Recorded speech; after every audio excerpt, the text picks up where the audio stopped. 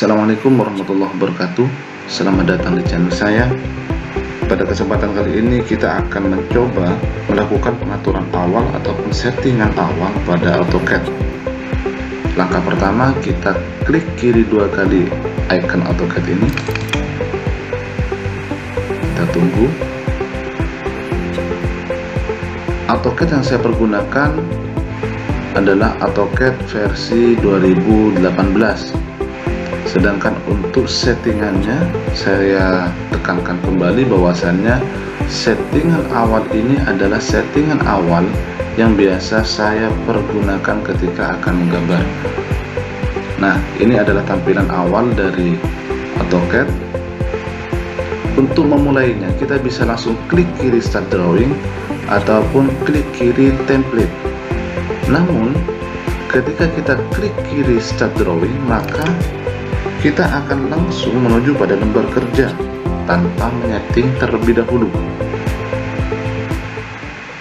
Apabila kita ingin menyeting, maka kita klik template. Nah, di sini template itu ada dua. Yang pertama adalah imperial, kemudian metric. Satuan dari imperial ini biasanya adalah inci, feet, dan sebagainya. Sedangkan untuk metrik satuannya biasanya milimeter, sentimeter, meter, dan sebagainya. Biasanya di Indonesia sering menggunakan metrik daripada imperial. Pada metrik ini kita bisa mempergunakan AutoCAD ISO ini, dan juga bisa mempergunakan arsitektural metrik. Silakan Anda pilih salah satu di antara dua pilihan tersebut, kemudian diklik kiri. Nah, untuk masuk pada option, kita bisa mengeklik kiri icon AutoCAD, kemudian arahkan kursor pada option, letaknya di bagian bawah, klik kiri. Nah, maka akan keluar menu option seperti ini. Itu langkah pertama. Langkah kedua, kita bisa menggunakan mouse dengan cara mengeklik kanan pada mouse, kemudian option berada di bagian paling bawah. Kita klik kiri seperti ini. Dan yang terakhir, kita bisa menggunakan shortcut dengan mengetik di keyboard OP seperti ini, kemudian enter. Nah, maka akan muncul tampilan menu option seperti ini. Selanjutnya kita mulai dari file. Di sini saya biasanya merubah automatic save file location, jadi tempat penyimpanan file ini. Ketika tertera seperti ini, berarti file saya berada di E, kemudian berada di folder SMKN1 Kaliangat, berada di folder tahun pelajaran 2021-2022, dan terakhir berada di folder tutorial AutoCAD. Nah, apabila kalian ingin mengubahnya, kalian tinggal mengklik pada gambar atau tulisan ini. Nah, silahkan kalian simpan sesuai dengan keinginan kalian sendiri. Nah, seperti ini. Apabila sudah selesai, diklik OK. Karena letak saya ini sudah benar, maka saya cancel saja. Kemudian kita apply.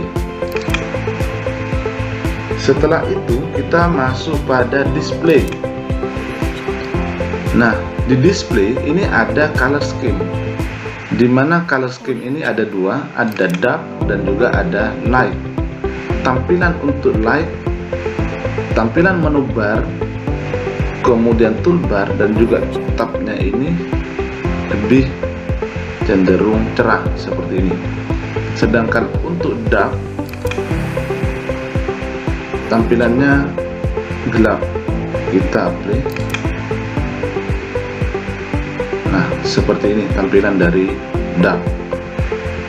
Silahkan dipilih antara light dengan dark. Kalau saya lebih suka menggunakan yang light karena lebih cerah. Kemudian ketika sudah menentukan color scheme menggunakan dark atau light, kita ke color. Nah, di sini ada konteks, kemudian ada interface element, dan juga ada color. Nah, kita urut dari atas. Kita mulai dari 2D model space. Untuk uniform backgroundnya ini biasanya tampilan awal dari background ini adalah grey warnanya.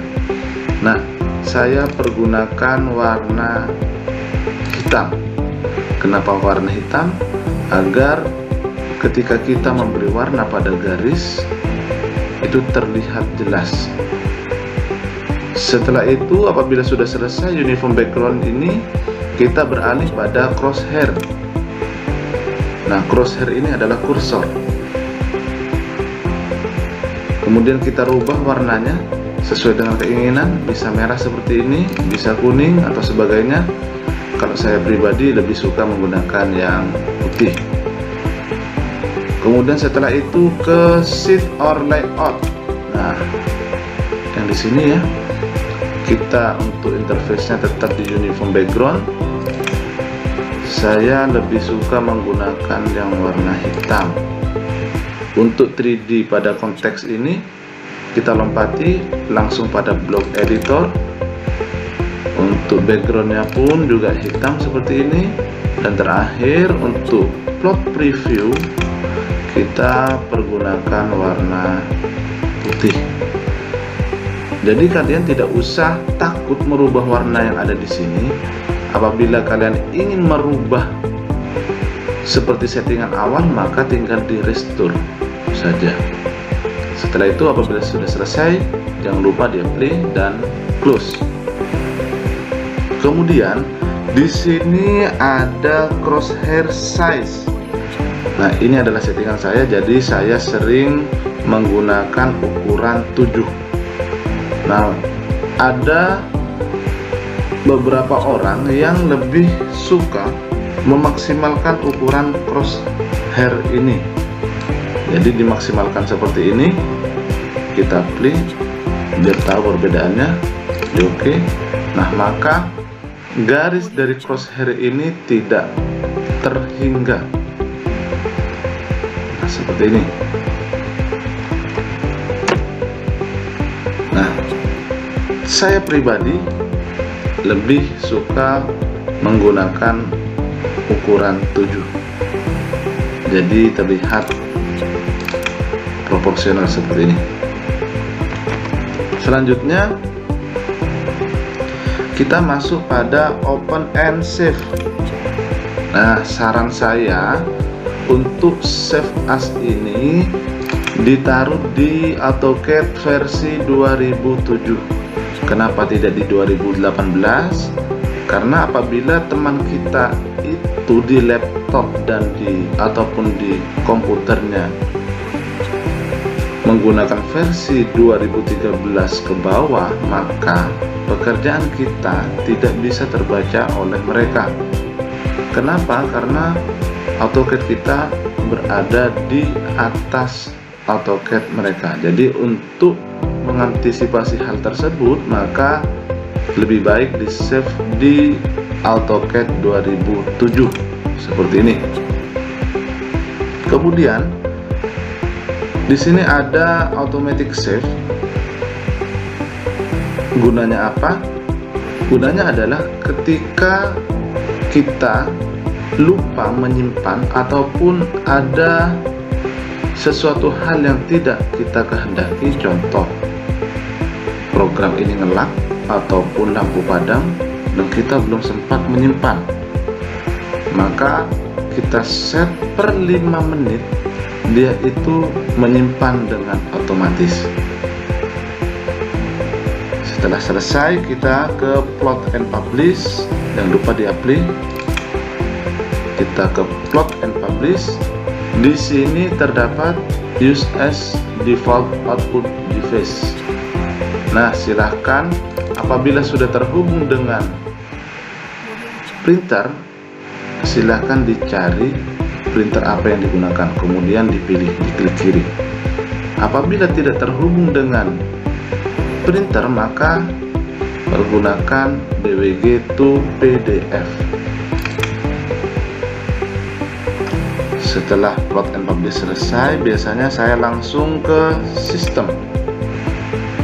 Jadi hardware acceleration ini kita klik grafik performanya. Jadi kita pastikan hardware accelerationnya on. Setelah itu kalau sudah, kita oke. Kemudian kita ke user preference. Nah, di sini saya biasanya mengubah insertion scale. Jadi satuan yang saya pergunakan, kebetulan ini sudah saya rubah ke sentimeter. Apabila kalian ingin menggunakan yang lebih detail, bisa menggunakan satuan milimeter. Kemudian yang bawah pun juga dirubah ke milimeter seperti ini. Saya pribadi lebih suka ataupun lebih sering menggunakan satuan sentimeter seperti ini. Jangan lupa di apply. Setelah itu ke drafting. Nah, drafting di sini biasanya saya mengubah auto snap marker size agar kita nampak perubahannya. Kita buat maksimal terlebih dahulu, kemudian di apply, di oke seperti ini. Nah, ketika kita membuat garis, maka persegi yang berwarna hijau ini ukurannya menyesuaikan dengan apa yang sudah kita setting tadi. Jadi ini nampak lebih besar. Di sini saya biasanya mempergunakan yang tengah-tengah. Jadi ketika di tengah seperti ini, maka bentuknya lebih proporsional. Begitu juga dengan aperture size ini. Setelah itu untuk 3D modeling kita lompati, kita langsung ke selection Pixbox size. Nah, jadi Pixbox size ini adalah persegi yang berada di crosshair. Jadi ukuran ini adalah ukuran persegi yang berada di crosshair.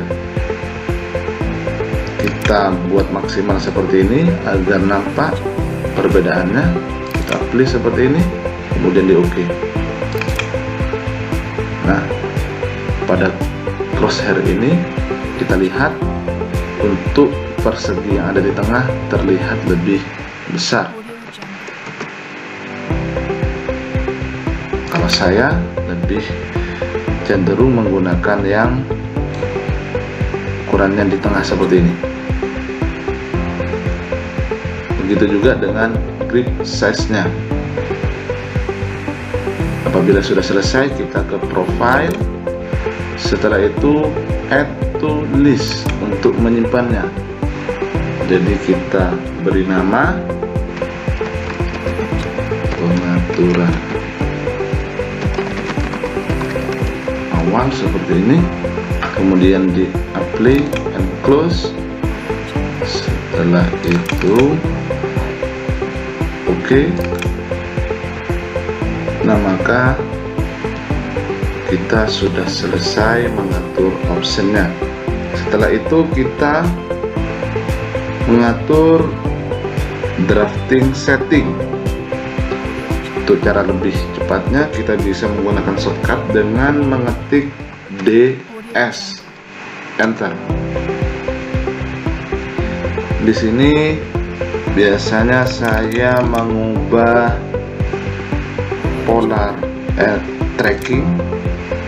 Jadi untuk mengaktifkan polar tracking, kita bisa menekan F10 pada keyboard. Kemudian di sini ada polar angle, di mana increment angle-nya ini bisa kita rubah sesuai dengan keinginan. Biasanya settingan awal itu 90 seperti ini. Nah, biasanya saya sering mempergunakan sudut 45 seperti ini. Jadi ketika kita rubah ke 45, maka ketika kita membuat sudut seperti ini, dia itu akan berhenti di sudut 45 per 45. Nah, contohnya ini 45, setelah itu 90, setelah itu 135, 180 dan seterusnya. Jadi per 45 dia itu akan berhenti.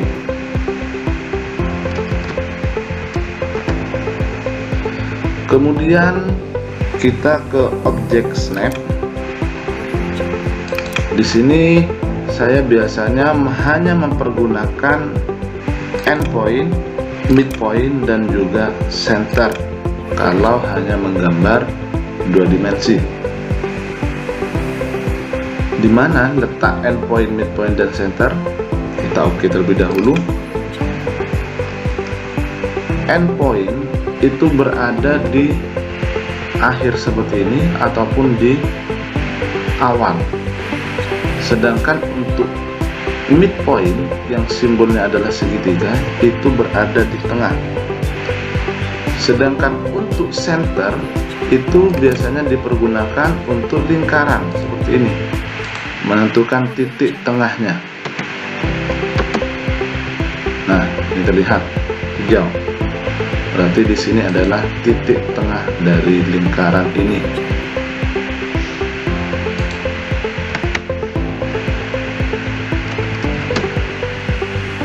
Jadi apabila kalian ingin mempergunakan semua menu yang ada di sini, maka tinggal di select all. Sedangkan untuk mengaktifkan objek snap on ini, kita bisa menekan F3 pada keyboard. Kemudian untuk mengaktifkan objek snap tracking, kita bisa menekan F11. Setelah itu kita ke 3D, kita lompati dynamic input. Nah, pada dynamic input, ketika kita mencentang seperti ini, kita coba perhatikan.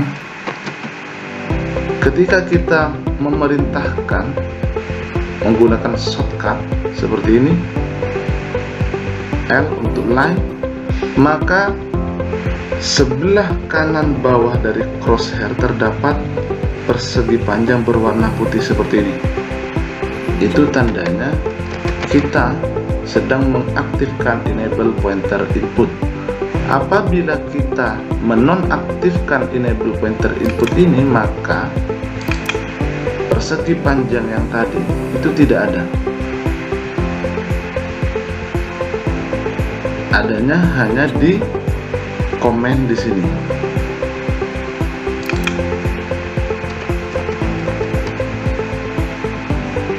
Setelah itu,